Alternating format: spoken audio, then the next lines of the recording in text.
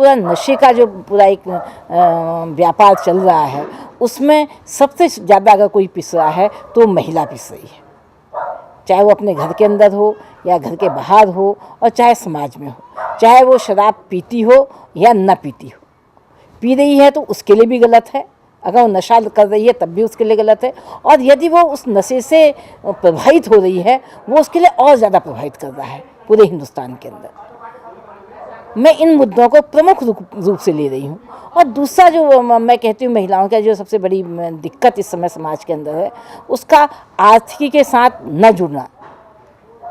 जब तक वो अर्थ के साथ नहीं जुड़ेगी, जब तक वो स्वयं आत्म स्वावलंबी नहीं होगी, तब तक वो किसी निर्णय में भागीदारी नहीं कर सकती है और वो किसी भी मुद्दे को उठाने में सक्षम भी नहीं हो पाएगी। इसलिए पहला मुद्दा ये है कि महिलाओं को कैसे हम ऐसा बना सकें, इतना मजबूत बना सकें, इतना स्वावलंबी बना सकें कि वो अपने मुद्दों के प्रति जागरूक हो सकें, अपने समाज के प्रति जागरूक हो सकें, और सबसे बड़ी चीज़ है कि वो वर्तमान राजनीति के प्रति जागरूक हो सकें।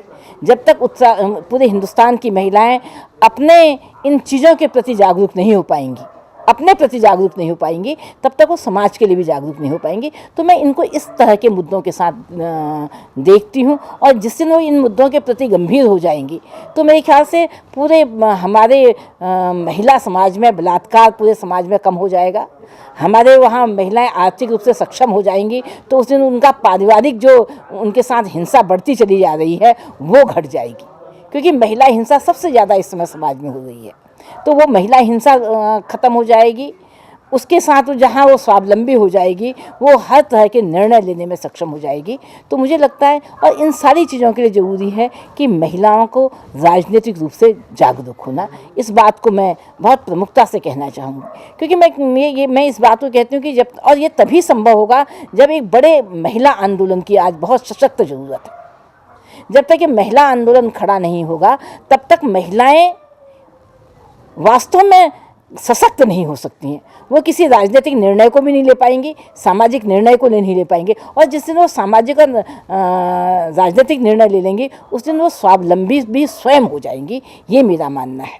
और मैं ये बात भी कहना चाहती हूँ बहुत गंभीरता के साथ, क्योंकि हम लोग हमेशा महिलाओं के मुद्दों के साथ जोड़ते हैं महिला हिंसा को, हम महिलाओं के मुद्दे के साथ जोड़ते हैं शराब या नशे की समस्याओं को। लेकिन मैं इस बात को भी कहती हूँ कि जैसे अभी हम देखते हैं बिहार के अंदर एक बहुत बड़ी नशाबंदी हुई है, और मैं इस बात के लिए वहाँ की सरकार को इस बात के लिए धन्यवाद भी देना चाहूँगी कि उन्होंने कम से कम एक कदम तो उठाया नशाबंदी का। लेकिन हम इस बात को भी नहीं भूलना चाहिए कि सिर्फ नशाबंदी लागू कर देने मात्र से चीज़ें नहीं बदलने वाली। जब तक कि इसके साथ साथ पूरा एक जन जागरण का पूरा कार्यक्रम न चलाया जाए, जब तक कि आंदोलन से सरकार पे एक दबाव बनकर एक निर्णय नहीं पहुंचता है। अगर यही नशाबंदी पूरे बिहार के अंदर एक बड़े जन आंदोलन के द्वारा बंद की गई हुई शराब होती तो शायद इसका प्रभाव बहुत अच्छा पड़ता। एक जन आंदोलन के साथ अगर जब सरकार पे एक दबाव बनता है और तब वो एक नशाबंदी लागू होती है तो उसका प्रभाव बिल्कुल अलग होता है, और एक जो जबरन सरकार की नीति के तहत शराबबंदी की जाती है उसका प्रभाव बिल्कुल अलग होता है। लेकिन उसके बाद भी नशाबंदी मुझे लगता है समाज को एक महिलाओं के प्रति एक कदम आगे बढ़ाने का काम था जो बिहार के अंदर किया गया है। और दूसरा मैं इस बात को भी मानती हूँ कि नशाबंदी बहुत अच्छी चीज़ है, नशाबंदी बिल्कुल होनी चाहिए। नशाबंदी का मतलब केवल शराबबंदी नहीं है, आज चरस है, गांजा है, ड्रग्स हैं। और जिस पर्वतीय इलाके से मैं रहने वाली हूँ, उत्तराखंड की मैं रहने वाली हूँ, आज इसको एजुकेशन हब बनाने की ओर पूरी सरकार लगी हुई है। बड़े बड़े पब्लिक स्कूल यहाँ हैं, लेकिन हर पब्लिक स्कूल के अंदर जो ड्रग्स बेचने वाले हैं उनकी भी भीड़ कम नहीं है। हर कॉलेज के अंदर ड्रग्स जा रही है, हर बच्चों के पास तक वो ड्रग्स पहुंच रही है, हर चौराहे में ड्रग्स पहुंच रही है। जब उत्तराखंड के देहरादून की ये स्थिति है तो पूरे हिंदुस्तान में क्या स्थितियां होंगी। तो आज जो नशा है वो केवल एक ही चीज़ का नशा नहीं है, आज नशा बहुत सारी चीज़ों का समाज के अंदर आ रहा है, और उस नशे के खिलाफ एक पूरी मुहिम को खड़ा करने की बात है। और ये मुहिम तब तक कारगर नहीं होगी क्योंकि हमें आज पूरे समाज के अंदर जो क्या कहते हैं, पुरुषवादी एक जो वर्चस्व का जो एक सोच है, उसको भी कहीं ना कहीं महिलाओं के समानांतर लाना होगा। क्योंकि जब तक वो महिला पुरुष, हम जैसे हमारे वहाँ कहा जाता है ना कि एक रथ के दो पहिए होने चाहिए, तो समाज के हर निर्णय में महिलाओं की और पुरुषों की भागीदारी समान रूप से होनी चाहिए। जब तक वो नहीं होगी तो पुरुषवादी मानसिकता जो इतने सालों से पूरे विश्व के अंदर महिलाओं को प्रभावित कर रही है, तो वो समाज के अंदर सबसे ज़्यादा प्रभावित करेगी।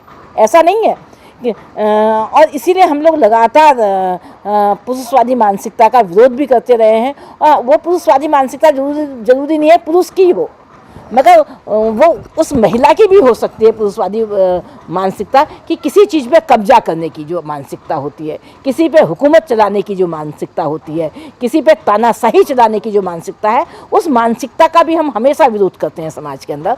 और यही सारी चीज़ें हैं जो एक नए तरह की राजनीति को भी हमारे वहाँ लाने की बात करते हैं। इसीलिए हम कहते हैं कि महिलाएँ जब तक राजनीतिक रूप से समझदार नहीं होंगी, वो जब तक राजनीतिक और सामाजिक रूप से जब तक महिलाओं को समझदार नहीं बनाया जाएगा, तब तक एक बड़े परिवर्तन के हम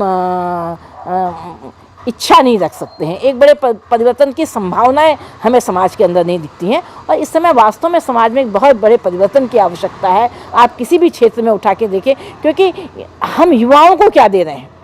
आज हम इस बात की लगातार बात करते हैं कि पूरी अपसंस्कृति हमारे वहाँ आ रही है, और पूरे पहाड़ के अंदर तो अब संस्कृति है ही, पूरे हिंदुस्तान के अंदर जो पश्चिमी सभ्यता का बोलबाला हो रहा है। ऐसे लोग जो हमेशा स्वदेशी की बात करते थे, वो भी आज पूरे हिंदुस्तान के अंदर किसी न किसी तरह से बाहर की संस्कृति को जो यहाँ पे ला रहे हैं, और हमारी संस्कृति बिल्कुल दम तोड़ रही है इस समय। हमारे पास आज अपने गाने नहीं है, अपने गीत नहीं है, अपना संगीत नहीं है, अपना खाना नहीं है, अपना भोजन नहीं है, अपना पहनावा नहीं है। और जिस देश के अंदर ये ख़त्म होने लगता है, तो उस देश की आगे बढ़ने की पूरी संभावनाएं ख़त्म हो जाती हैं। आज जो विश्व गुरु कहा जाता था भारत को, आज वो विश्व गुरु जो है वो गुलामी मानसिकता के साथ तो जी रहा है, और आज ये दोबारा तरह से वैश्वीकरण की जो गुलाम होता जा रहा है, उसके साथ लड़ने की सबसे बड़ी इस समय ज़रूरत हमें मुझे नज़र आती है। और वो कदम कहीं ना कहीं महिलाएँ आगे बढ़ा सकती हैं, क्योंकि मुझे लगता है महिलाएं वो शक्ति हैं हिंदुस्तान के अंदर जिन्होंने बहुत बड़े बड़े परिवर्तन किए हैं, चाहे वो झांसी की रानी हो, और चाहे वो बड़ी बड़ी राजनीतिक की हों, बड़ी बड़ी विदुषी महिलाएं हों।